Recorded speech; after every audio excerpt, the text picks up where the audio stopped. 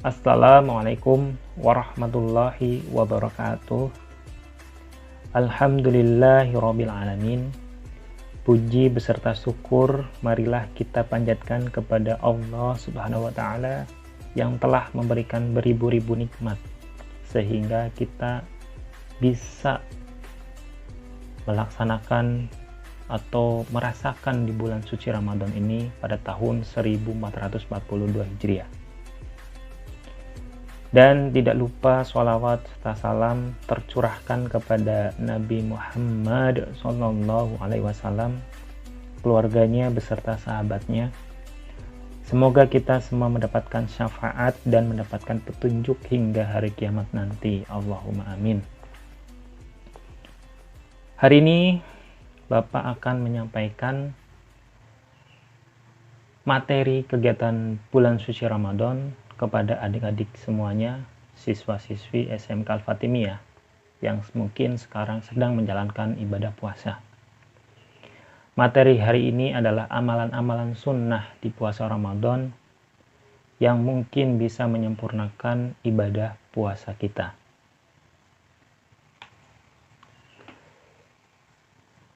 Terdapat berbagai amalan sunnah yang dapat dikerjakan selama bulan Ramadan, mulai dari makan sahur, menyegerakan berbuka, memperbanyak sedekah, hingga menahan diri dari perbuatan yang tidak selaras dengan tujuan puasa.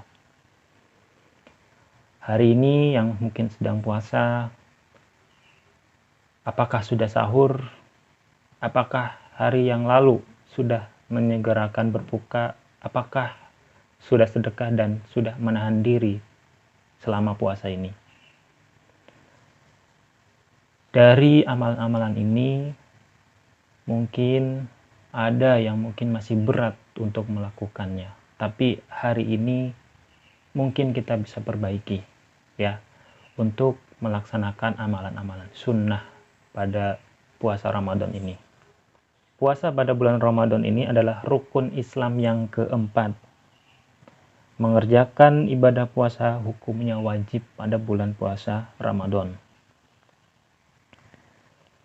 Hukumnya wajib bagi umat Islam yang mukallaf, yaitu yang sudah dewasa, sehat, dan tidak ada halangan untuk menjalankan ibadah puasa. Terkait kewajiban untuk melaksanakan ibadah puasa, Allah berfirman dalam surat Al-Baqarah ayat 183 yang berbunyi Bismillahirrahmanirrahim. Ya ayyuhalladzina amanu kutiba alaikumussyam kama kutiba alal ladzina min qablikum la'allakum tattaqun. Yang artinya, hai orang-orang yang beriman, diwajibkan bagimu ibadah puasa sebagaimana diwajibkan bagi orang-orang yang kalian, sebagaimana diwajibkan bagi orang-orang sebelum kalian, agar kalian menjadi orang-orang yang bertakwa.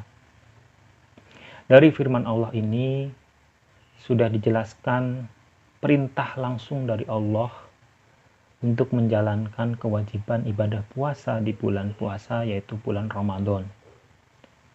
Dengan melaksanakan kewajiban ini, yang nantinya umat muslim akan menjadi orang-orang yang bertakwa. Target kita adalah bertakwa. Karena di manajemen ataupun kita melakukan manajemen ibadah, khususnya di bulan suci Ramadan, selain kan menjalankan ibadah puasa dan juga menjalankan sunnah-sunnahnya agar menjadi orang-orang yang bertakwa. Seperti halnya kita diwajibkan untuk melakukan pekerjaan di rumah atau pekerjaan di manapun, itu ditargetkan sampai selesai. Itu masih di dunia. Nah, ini adalah perintah langsung dari Allah yang mungkin targetnya itu adalah surga, yaitu berpuasa. Niat puasa di bulan suci Ramadan yang berbunyi nawaitu soma khodin an adai fardi sahri ramadana hadihi sanati lillahi ta'ala, yang artinya saya niat berpuasa esok hari untuk menunaikan kewajiban di bulan Ramadan tahun ini karena Allah Ta'ala. Semua karena Allah Ta'ala. Jangan karena orang lain, jangan karena siapapun kecuali Allah Ta'ala. Agar apa? Agar kita selalu diberi kemudahan ataupun selalu ingat bahwasanya niat kita puasa adalah karena Allah Ta'ala. Setiap langkah-langkah kita yang kita lakukan karena Allah Ta'ala, insya Allah akan menjauhkan dari perbuatan-perbuatan yang tidak terpuji. Dalam Ihya Ulumuddin karya Al-Ghazali, puasa ini dibagi menjadi 3 tingkat. Tingkat yang pertama yaitu puasa umum, yaitu menahan perut dan kemaluan dari keinginan atau syahwat. Yang dimaksud menahan perut yang jelas sudah kita menahan lapar dan hausnya minum, ya. Kita menahan lapar, kita menahan haus, itu menahan perut. Dan menahan kemaluan ini adalah kemaluan mungkin. Dan menahan kemaluan dari keinginan syahwat ini adalah nafsunya manusia. Nafsunya manusia berbagai hal. Ini halnya sudah dijelaskan, setiap suami istri mungkin dilarang untuk berhubungan di waktu siang hari. Kemudian puasa kedua, puasa khusus, yaitu menahan telinga, mata, lidah, tangan, kaki, dan juga seluruh anggota tubuh dari dosa. Yang kedua ini banyak kita alami, yang mungkin kita tidak sadari untuk puasa khusus yang kedua ini. Menahan telinga, kita menutup omongan atau menutup omongan-omongan yang keluar dari mulut-mulut orang lain, seperti gibah, gosip, ataupun mendengar omongan menghina orang, ataupun mendengarkan musik yang mungkin bisa menggoyangkan keimanan kita. Kemudian ada mata. Mata juga kita harus kita jaga untuk menahannya. Selama bulan puasa, kita harus menjaga mata dari penglihatan, mungkin dari melihat lawan jenis, melihat tampilan di televisi, melihat tampilan di gadget, ataupun yang lainnya. Menahan lidah. Lidah ini adalah ucapan yang mungkin kita tidak sadari, mengucapkan yang sia-sia, yang akan merusak pahala puasa kita. Kemudian menahan tangan, mungkin bisa mencuri ataupun memukul ataupun yang lainnya. Kemudian kaki dan juga seluruh anggota tubuh. Kemudian puasa ketiga yaitu puasa khususnya khusus, di mana puasa khususnya khusus adalah menahan hati agar selalu fokus kepada Allah. Dari puasa kedua, menahan telinga, mata, lidah, tangan, kaki, seluruh tubuh, itu karena Allah Ta'ala. Fokus kepada Allah. Mungkin yang susah yang puasa ketiga ini, kita saat sholat dari hati mungkin susah untuk karena Allah Ta'ala. Tidak khususnya kita sholat, itulah salah satu ketidakfokusan kepada Allah. Makanya saat kita sholat, fokuskan kepada Allah, seakan-akan Allah melihat kita. Kemudian dalam kitab Nihayah Al-Zain fi Irsyad Al-Mubtadi'in, ini karangan oleh Syekh Nawawi Al-Bantani, terdapat beberapa amalan sunnah selama bulan suci Ramadan yang bila dikerjakan dapat menyempurnakan ibadah puasa kita. Yang pertama, amalan sunnahnya itu makan sahur. Mungkin adik-adik di sini yang susah dibangunin oleh orang tuanya, kakak, kerabat, ataupun saudaranya, mungkin nanti ataupun esok kita rubah mindset kita. Makan sahur itu adalah amalan sunnah yang mungkin mendapatkan pahala oleh Allah Subhanahu wa Ta'ala. Karena di sini Rasulullah bersabda yang berbunyi, bersantap sahurlah kalian, karena dalam sahur itu ada keberkahan. Hadis riwayat Al-Bukhari. selain kita bangun sahur, kita bisa melaksanakan sholat malam atau sholat tahajud dengan berdoa meminta ampunan dan meminta rizki ataupun meminta apapun oleh Allah Subhanahu wa Ta'ala. Insya Allah doa di pertengahan malam atau sholat tahajud dikabulkan oleh Allah Subhanahu wa Ta'ala. Kemudian amal yang kedua yaitu menyegerakan berbuka dan berdoa puasa. Saat puasa kita harus menyegerakan berbuka dan tidak lupa berdoa saat berniat buka puasa. Karena di sini Rasulullah bersabda, jika salah seorang berpuasa, hendaknya ia berbuka dengan kurma. Jika tidak ada kurma, maka dengan air, sebab air itu menyucikan. Hadis riwayat Abu Dawud. Nanti mungkin barangkali adik-adik berbuka puasa di tempat-tempat makanan ataupun restoran ataupun tempat makanan dimanapun. Yang kita tunggu adalah makanan, karena mungkin pengunjungnya banyak. Tapi di sini anjuran Rasulullah, jangan menunda berbuka puasa. Kalau bisa kurma-kurma, ataupun kalau tidak ada kurma, minumlah air putih. Dan baca doa buka puasa yang berbunyi Allahumma laka sumtu wa bika amantu wa ala rizkika aftartu bi rahmatika ya arhamar rahimin. Yang artinya, ya Allah, untukmu aku berpuasa dan kepadamu aku beriman. Dan dengan rizkimu aku berbuka, dengan rahmatmu wahai yang maha pengasih dan penyayang. Hadis riwayat Bukhari dan Muslim. Jadi kalau niat buat puasa, niatkan karena Allah Ta'ala. Jadi setiap kita buka puasa, sunnahnya adalah berdoa, buka puasa, dan berdoa saat kita mau makan. Allahumma barik lana fimma razaqtana wa qina adzabannar. Amin. Kemudian amalan yang ketiga, amalan sunnah di bulan suci Ramadan adalah sholat tarawih dan sholat witir. Sholat tarawih adalah sholat sunnah yang dikerjakan hanya pada malam bulan Ramadan, yang juga termasuk amalan sunnah saat bulan Ramadan. Jika sholat tarawih akan berakhir, maka sholat witir bisa segera dilaksanakan.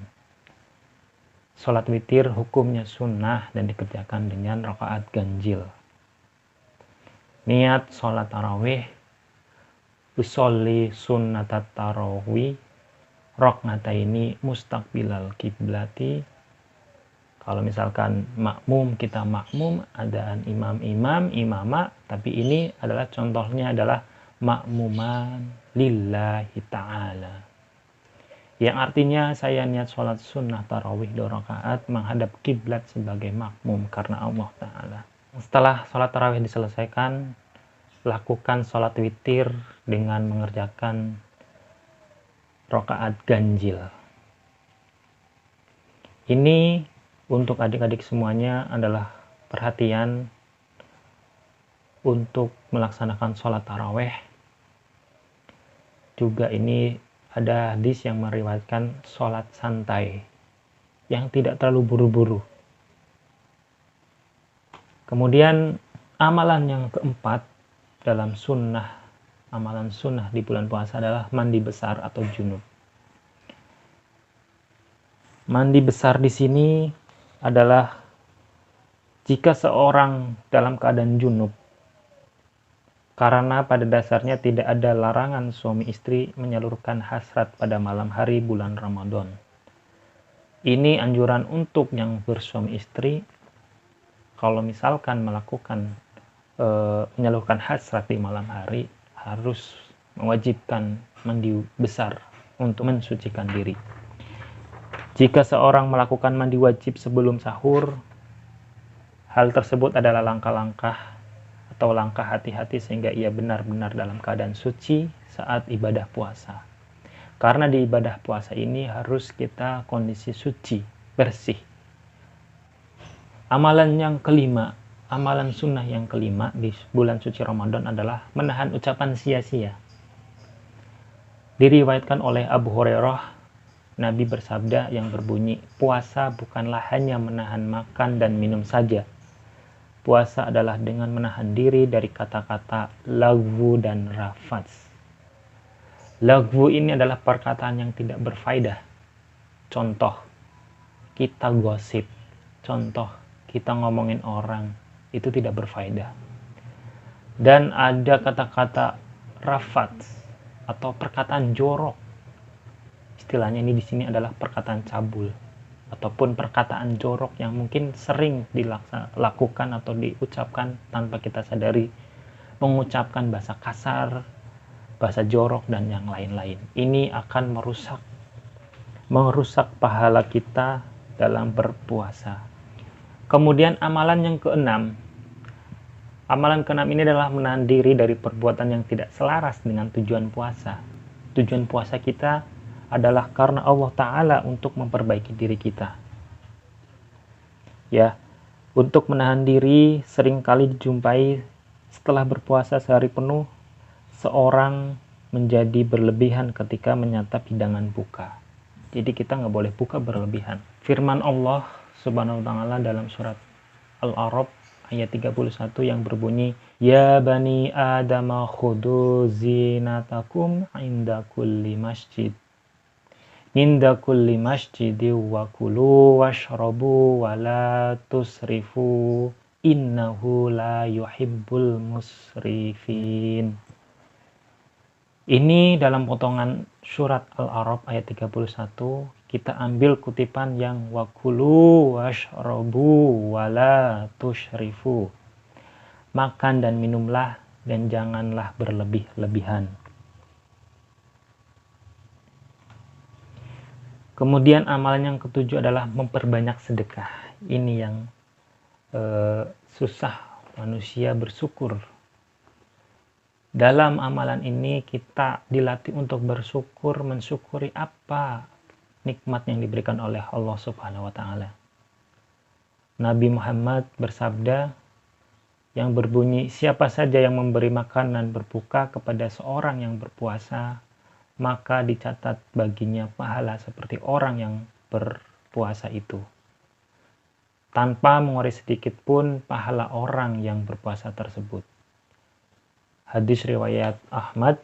Di sini kita jika memberikan makanan kepada orang yang sedang berpuasa, maka dicatat baginya pahala seperti orang yang sedang berpuasa itu. Banyak-banyak bersedekah, infak, nanti zakat, dan yang lain-lainnya. Kemudian amalan sunnah yang ketujuh adalah amalan iktikaf.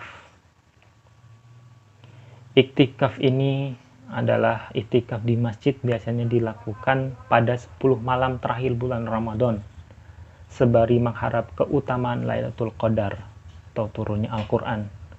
Namun pada saat kondisi pandemi virus corona seperti sekarang ini, iktikaf di masjid sebaiknya dilakukan untuk kawasan zona merah. Sebaiknya tidak dilakukan, ya, maksudnya tidak dilakukan. Kalau misalkan aman itu sesuai dengan prokes kesehatan, lakukan iktikaf. Ini sunnah yang ketujuh pada bulan suci Ramadan. Yang kesembilan adalah khatam Al-Quran. Menghatamkan Al-Quran atau membaca Al-Quran hingga selesai dari juz pertama hingga juz 30. Dapat dilakukan misalkan sekali selama 1 bulan Ramadan, lebih baik lagi jika bisa berkali-kali. Hayu, yang sekarang mungkin belum mulai membaca Al-Quran, dari sekarang bisa menargetkan sampai tanggal 30 Ramadan ini selesai 30 juz. Ya, dengan tipsnya mungkin bisa melaksanakan setiap sholat 5 waktu, 1 juz, 1 juz, dan 1 juz 5 kali dalam 6 hari, 1 minggu sudah khatam Al-Quran. Karena ada hadis yang meriwayatkan, walaupun kita membaca dengan patah-patah ataupun tidak benar bahasanya gitu, tapi sudah terhitung satu harokat itu atau satu hurufnya itu pahalanya. Yang terakhir adalah amalan yang mungkin susah dilaksanakan oleh manusia, terutama umat muslim dan secara pribadi saya, yaitu amalan istiqomah. Bulan Ramadan ibarat bulan latihan bagi seorang muslim untuk 11 bulan berikutnya. Karena satu bulan ini, bulan Ramadan, adalah bulan untuk melatih bagaimana kita menjaga hati, menjaga menahan lisan, dan yang lain-lain. Setelah melakukan ibadah insentif selama 30 hari, diharapkan hal ini berlanjut dalam bulan-bulan selanjutnya. Tidak berhenti pada Ramadan saja. Jadi dengan demikian, setiap Ramadan baru ada peningkatan seseorang untuk makin dekat dengan Allah Subhanahu wa taala. Intinya, setiap bulan suci Ramadan ini adalah latihan saja. Karena tantangannya adalah 11 bulan ke depan. Dari satu bulan ini, Ramadan, kita dilatih menahan diri untuk menahan hati dan menahan amarah, sifat dengki ataupun sifat-sifat yang terpuji. Yang contoh tadi, ucapan yang sia-sia, kita bisa digantikan dengan kalimat-kalimat thayyibah.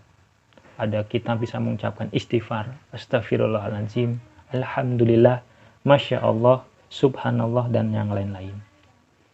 Adapun doa untuk kita mungkin selalu diberikan keistiqomahan yang berbunyi Allahumma anta rabbuna farazuknal istiqomah, yang artinya ya Allah, Engkau adalah Tuhan kami, maka anugerahkanlah kami sikap istiqomah. Insya Allah anak-anak siswa-siswi SMK Al-Fatimiyah akan selalu istiqomah menjalankan ibadah-ibadah setelah bulan suci Ramadan. Terima kasih untuk materi hari ini. Ada kutipan dari saya, saatnya bersihkan jiwa yang berjelaga, saatnya kembali kepadanya, mensyukuri indahnya kemurahannya, saatnya merenungi diri bersama kita, leburkan kekhilafan dengan saum dan amalan saleh dan keikhlasan dalam jiwa.